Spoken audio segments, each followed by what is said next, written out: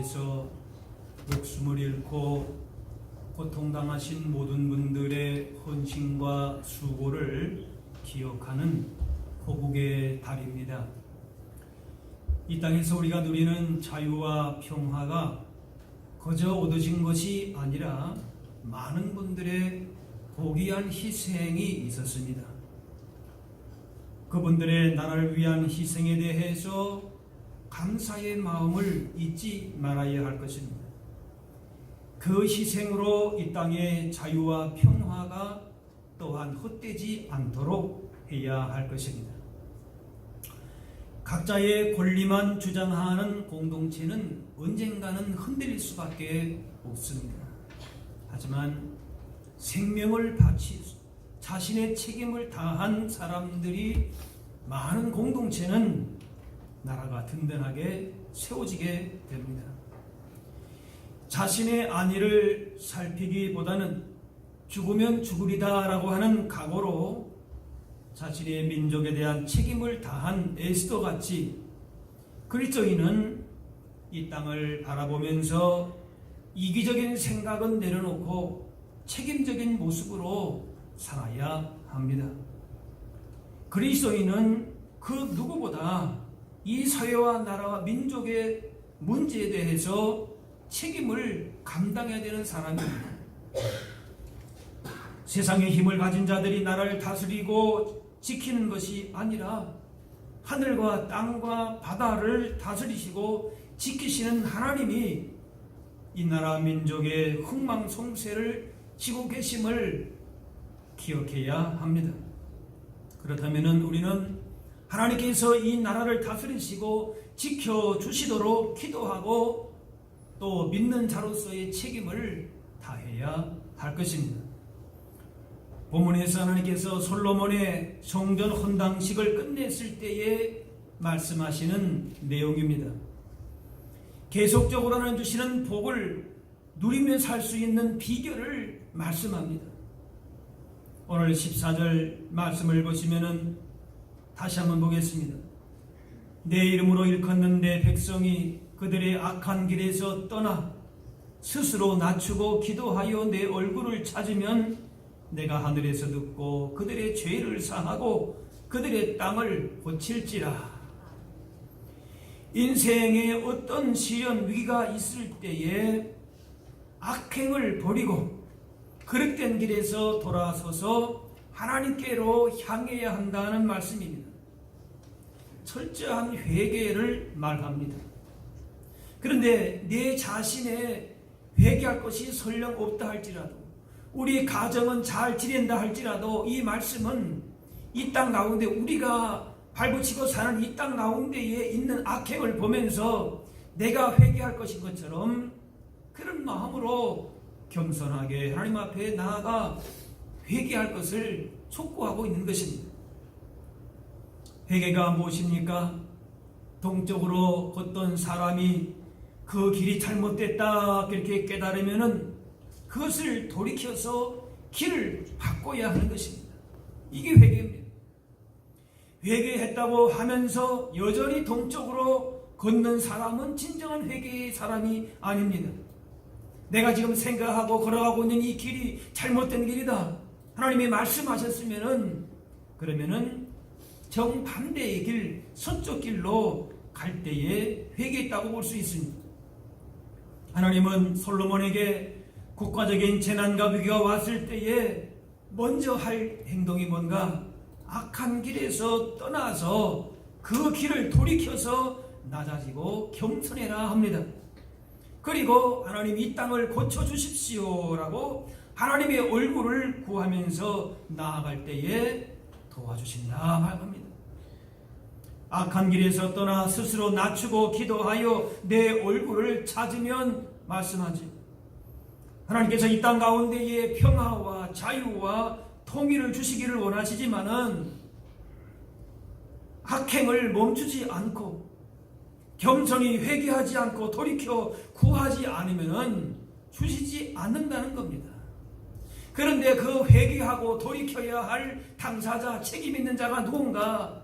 바로 우리들이다, 교회다라고 하는 것입니다. 우리의 겸손한 회개의 기도를 통하여 이 땅을 새롭게 하시기를 원하신다는 말씀입니다. 입술로만의 회개가 아니라 변화된 삶으로 증명되어야 합니다. 정말로 주님을 섬긴다면 내 자신만을 위해서 이기적인 모습들이 있다면 그걸 내려놓고 주님의 마음을 품고 세상을 섬기며 나아가는 것입니다. 그럴 때는 하나님께서 기도를 들으시고 용서하시고 땅을 고치신다 하십니다. 나와 내 가정과 교회를 위해서 기도하는 그 열심으로, 그 간절함으로 주여 이 땅을 고치시고 이 땅을 새롭게 하여 주옵소서 기도하실 수 있기를 바랍니다. 지금 우리가 속한 공동체와 이 나라와 민족이 악한 길에 서 있다면 하나님 앞에서 불순종의 길을 걷고 있다면 우리 교회가 성도들이 책임감을 가지고 겸손하게 회개하고 은혜를 구하며 기도할 때에 이 땅 가운데에 진정 하나님 나라의 공의와 평화와 자유가 이루어지게 되는 것입니다. 이러한 예들이 역사상에 있었습니다. 영국의 웨슬리를 중심으로 일어난 부흥운동은 영국 교회를 개혁했을 뿐만이 아니라 영국 사회를 개혁하고 변화시키는 불길이 되었습니다. 그리고 18세기 이후에 전 세계에 영적인 바람을 일으키는 원동력이 되었습니다. 또 그러한 연장선상에서 미국에서는 조나단 에드워드를 중심으로 대각성 운동이 있었습니다. 그 운동으로 젊은이들이 다시 성경을 보게 되면서 노인들도 국가의 장래를 위해서 기도하게 되면서 도시의 술집들이 문을 닫고 학원 복음화가 운동화되고 또 선교에 대한 열정이 불길같이 일어났습니다. 또 그러한 흐름이 우리나라에도 이어져서 1907년에 평양의 장대현 교회에서 일어난 것이 바로 성령 운동이 바로 그것입니다. 당시 일제의 압제로 국가의 지위가 박탈당하고 고통당한 가운데에 이런 상황에서 성도들이 또 선교사들을 중심으로 해서 각성과 기도 운동이 시작이 되었습니다. 교회의 영적인 위기와 도덕적인 상태에 대하여 동의하고 기도했습니다. 그래서 형식적인 신앙생활을 회개하고 이웃에게 잘못한 것들을 손해에 대해서 배상한다고 하는 그런 실천적인 회개 운동으로 이어졌습니다. 그리고 경건한 인물들이 많이 배출되고 그때부터 새벽 기도회가 시작이 되고 성경 공부에 대한 열정이 생기고 선교 사업 또 순교를 불사하는 일사각오의 정신과 민족을 사랑하는 마음, 경건과 도덕적인 생활 같은 새로운 그런 전통을 세우게 되었습니다. 하나님의 백성이라도 하나님께서 주신 땅에서 제대로 살지 못할 때에는 그 땅에 화를 내리시겠다. 하나님이 진노하시겠다. 오늘 말씀하십니다.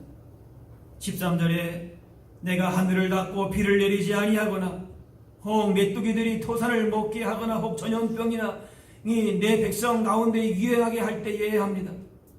이 땅에 하나님이 내리시는 화를 받는 것이 하나님을 알지 못하는 불신자 때문만이 아닙니다.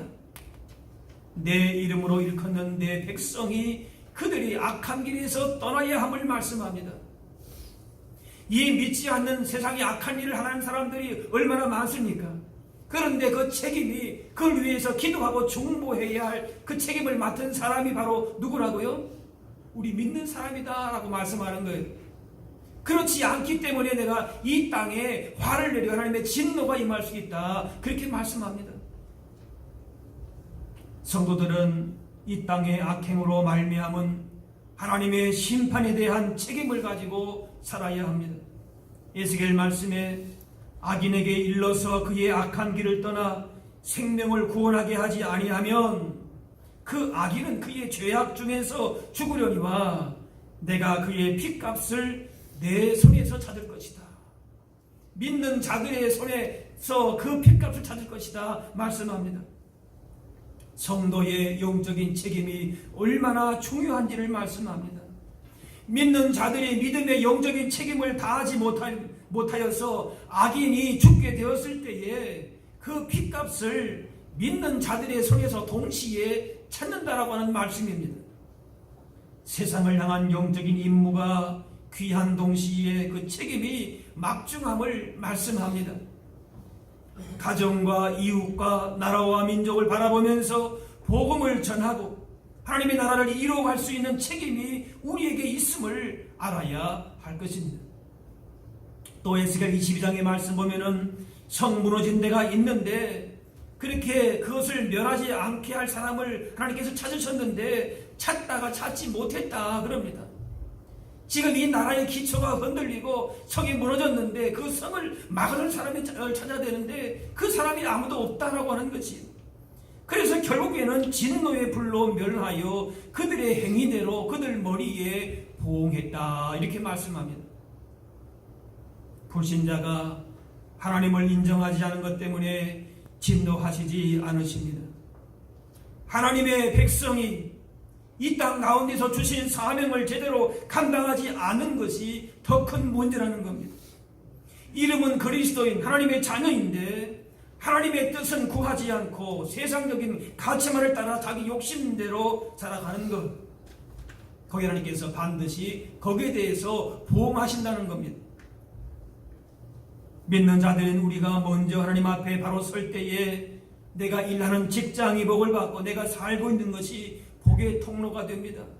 그러나 우리가 하나님 앞에서 바로 살지 못하면은 요나처럼 불순종 때문에 나 때문에 내 가정이 직장이 어려움을 당하게 되고 이 사회 가운데에 어려움에 있다는 책임의식을 가져야 할 것입니다. 요나가 탄 배가 큰 풍랑을 만난 것은 그 배에 타고 있는 다른 사람의 죄 때문이 아니었습니다. 요나 한 사람의 불순종 때문이었습니다. 나중에 요나가 이 사실을 인정합니다. 이 풍랑을 만난 것은 나의 용보인 줄 안다 그랬습니다. 요셉을 통해서 그의 주인 보디발의 집이 더 나아가서 애굽이 복을 받게 하신 것처럼 이 땅의 현실을 바라보면서 우리에게 맡기신 영적인 특권과 책임을 대해서 거룩한 부담감을 느끼는과 동시에 긍지와 자부심도 갖고 이 땅에 부름받은 성도로서의 사명을 감당해야 할 줄로 믿습니다. 종교개혁자 존 낙스는 이렇게 말합니다. 기도하는 한 사람이 기도하지 않는 한 민족보다 강하다 그랬습니다. 믿는 자 한 사람, 회개하는 한 사람, 이 땅을 부둥켜 안고 울며 통회하면서 주님의 마음을 품고 나아가는 한 사람이 더 귀하다라는 것입니다. 나 하나 기도하지 않아도 딴 사람이 다 기도할 텐데 하는 것은 그리스도인으로서의 나라와 민족에 대한 책임을 다하지 못하는 것입니다. 한 나라의 정부와 국회와 사법기관이 잘 자기의 일을 맡은 일을 해야 하듯이 이 땅에 그 무엇보다도 어떤 기관보다도 교회가 기독교인으로서의 해야 할 사명이 있다는 것입니다. 중요한 사명은 각계각층의 지도자들이 하나님의 뜻 가운데에 나라를 섬길 수 있도록 기도해야 합니다. 북한의 악한 지도자라 할지라도 회개하고 하나님께로 돌아올 수 있도록 기도해야 합니다.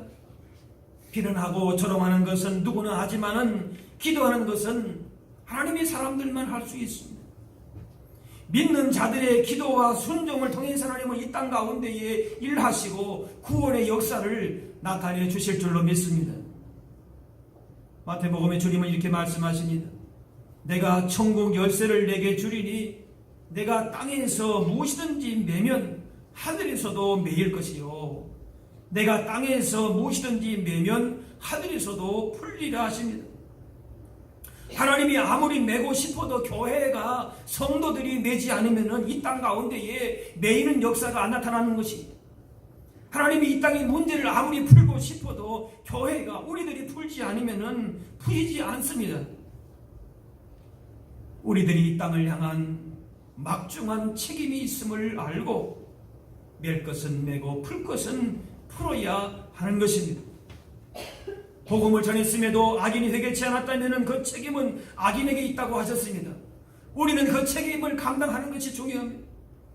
그러나 복음을 전하지 않아서 악인이 망하였다면 믿는 자들이 그 기도의 사명을 감당하지 않아서 망했다면은 그 책임은 믿는 자에게, 복음을 전해야 될 자에게 하나님이 물으시겠다 분명히 말씀하십니다. 우리의 간구와 순종을 통해 하나님은 이 땅을 고치시고 회복시키십니다. 우리가 기도하지 않고 순종하지 않아도, 하나님 말씀대로 살지 않아도 하나님이 뭐 알아서 해주시겠지, 그렇게 생각하지 말아야 합니다.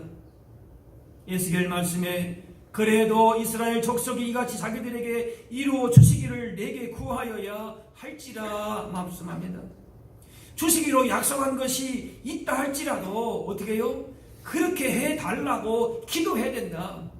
그렇게 하신 말씀대로 살아야 된다. 그것이 적극적으로 실천하고 돌이킬 것이 있다면 돌이키고 말씀대로 따라 살 때에 그 약속을 하나님께서 이루어주시겠다 하십니다. 그렇지 않으면 응답이 있어도 지연되고 약속의 성취가 더디게 되고 혹여나 그 약속이 끊어질 수도 있다는 것입니다. 예수는 기도로 승리했지만 기도만 하고 있지 않았습니다. 죽으면 죽으리라, 그런 각오로 고난의 현장으로 적극적으로 나아갔습니다. 다니엘은 70년 만에 예루살렘의 황무함이 끝난다는 말씀을 발견했습니다. 이에 다니엘은 그 말씀이 이루어지기를 위해서 금식하고 기도하기를 결심합니다. 이제 우리 민족이 예루살렘으로 돌아가는구나, 하나님이 약속하셨구나, 이제 됐다. 거기서 끝난 것이 아니에요. 어떻게 했어요? 금식하고 기도하고 백성들을 모아서 함께 기도하자 하고 적극적으로 나아갔던 것이 통일하고 자복했습니다. 이스라엘을 회복시키시기로 하는 하나님의 계획이 있지만은 그 하나님의 백성들이 기도하면서 그 뜻대로 살 때에 이 나라와 이 땅을 주께서 회복시켜 주실 줄로 믿습니다. 나만 잘 살겠다, 내 가정만 편안하겠다, 그럴 수가 없지요. 나라와 민족이 없는데 이 땅이 황폐한데 무엇이 소망이 있겠습니까? 이미 하나님께서 이 나라를 축복하셨습니다. 하지만 하나님의 뜻에 더욱 순종하는 나라가 되어서 세계를 축복하는 통로가 세움되기를 기도해야 할 것입니다. 그리고 우리들 안에서 각계각층에 선한 영향력을 끼치는 사람들이 더 많이 나와야 할 것입니다. 믿음의 사람들이 교회 안에서만이 아니라 세상에 적극적으로 나아가서 영향력을 끼치며 살아야 되는 것입니다.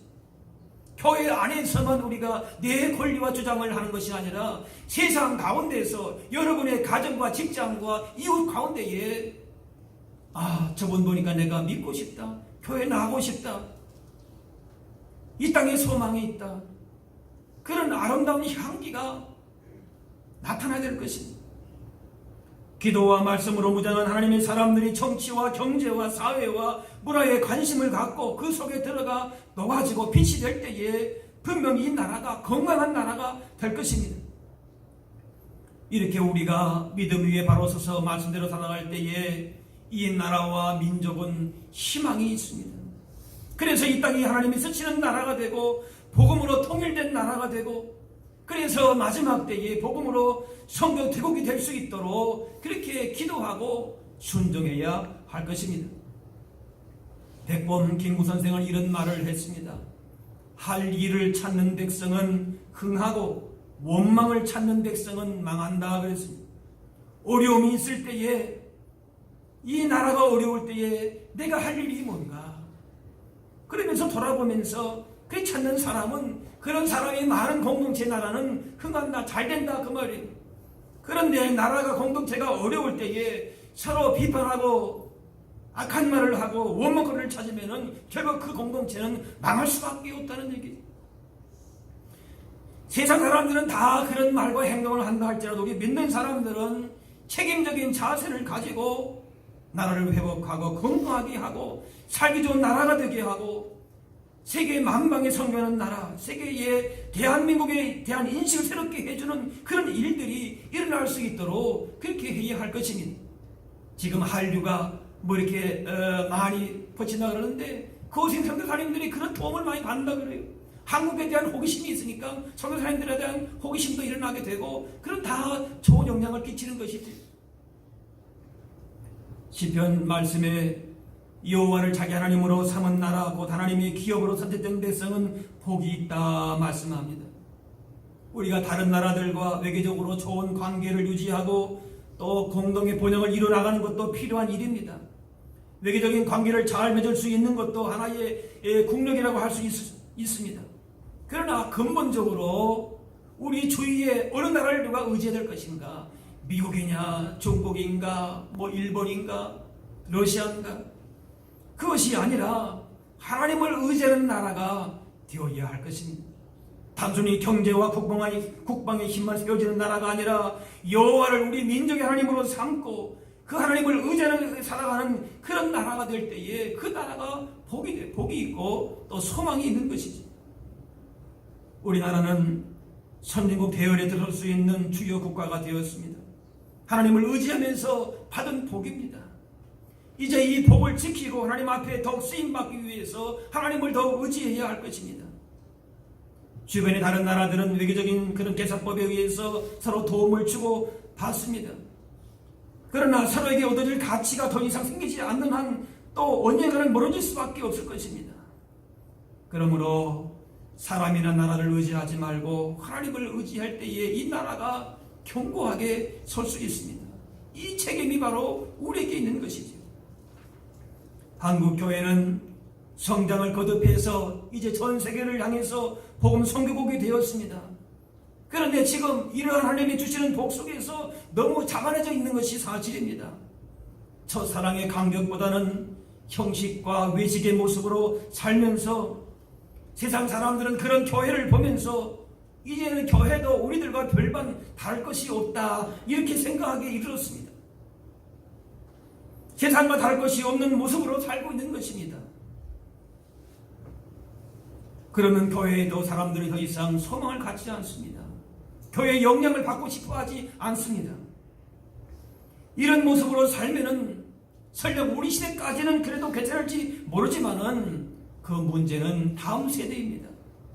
다음 세대도 세상을 향해서 믿음의 영향력을 발휘하면서 세상을 살리는 구원의 도구가 되며 역사와 민족 앞에서 쓰임받는 하나님의 사람들로 온전히 서고 세계 앞에서 당당히 설 수 있는 인물을 만들기를 원한다면 주신 은혜에 대한 감격을 잊지 말고 말씀을 붙들고 항상 깨어 하나님 앞에 나아가 기도할 수 있어야 할 줄로 믿습니다. 지금까지 잘 달려왔는데 이제 여기서 멈추면 안 되지 않겠습니까? 이 땅을 향하신 하나님의 은혜와 복이 우리 시대에 끝나서는 안 될 것입니다. 우리가 더욱 열심히 후손들에게 하나님을 잘 섬기도록 삶으로 보여주고 가르쳐야 할 것입니다. 무엇보다도 우리의 행위를 깨끗하고 정직하게 해야 합니다. 예수님의 사랑 가운데서 행해야 합니다. 악한 시대에 하나님의 흠없는 자녀들로 나타나고 세상의 가치관과 거짓된 것들을 벗어나서 진리로 세상을 밝히는 그런 하나님의 영광을 드러내는 도구로 쓰임받게 될 때에 이 나라와 민족이 계속적으로 주님의 걸어가신 뜻을 나타내는 복된 땅이 될 것인 줄로 믿습니다. 그 책임이 다른 데 있는 것이 아니라 바로 우리 믿는 사람들에게 교회에 있다는 사실입니다. 평탄한 시대에 위기를 외치고 남들이 춤추던 시대에 울고 모두가 노래하던 시대에 통곡을 했던 선지자들처럼 우리도 이 땅의 회복을 위해서 겉으로 보이는 것을 우리가 착각하지 말고 그렇게 하나님의 말씀 앞에 서서 겸손하게 우리가 울어야 될 때 울고 애통할 때에 같이 애통하는 주의 말씀 앞에 겸허히 나아가서 그렇게 우리의 믿음의 자세를 바르게 갖추어 주신 사명을 이 땅을 향하신 주님의 명령대로 살아갈 수 있어야 할 줄로 믿습니다. 부족하지만 우리 교회가 이 땅 위에서 이런 영적인 부흥의 역사가 비춰오기를 구하면서 더 귀하게 쓰임받는 우리 교회로 나아갈 수 있기를 바랍니다. 기도하겠습니다. 사랑의 아버지 하나님,